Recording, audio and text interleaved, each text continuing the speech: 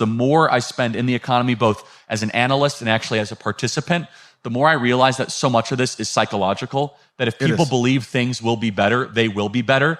You guys are the top, like the biggest one-to-one correlation of that statement that I could imagine. I agree with that. Either people eat out because they think things are good or they do not think things are good, right?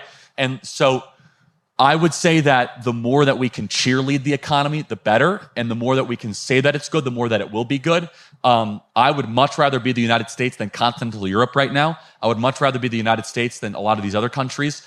I think there might be some one or two minor corrections, but we have every possible asset.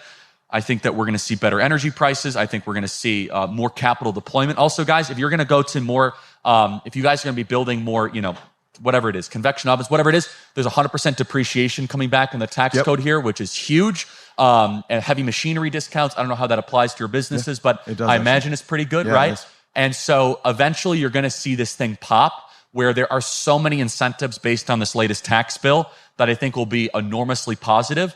And if the no tax on tips and no tax on overtime actually does end up materializing into demand-driven parts of the economy, there'll be more people that have more money in their pockets that will spend it more in restaurants, right? So again, don't take this to the bank, but generally, I am investing like a bull.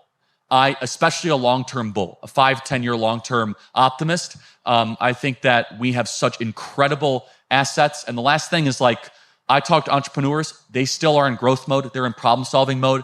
And I think as long as we keep that kind of mindset and that psychology, I think we're going to be in a very, very good place. Yeah, I appreciate that. Last question. What is a quote that you live by? A quote that I live by. I'm a Christian. I wear it on my sleeve. So quotes would probably always be Bible verses.